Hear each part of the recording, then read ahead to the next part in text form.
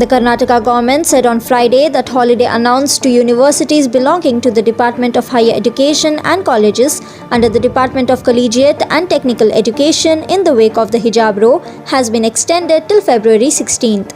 In a statement, State Higher Education Minister C.N. Ashwath Narayan said, however, examinations will be held as scheduled and it has been directed to conduct online classes.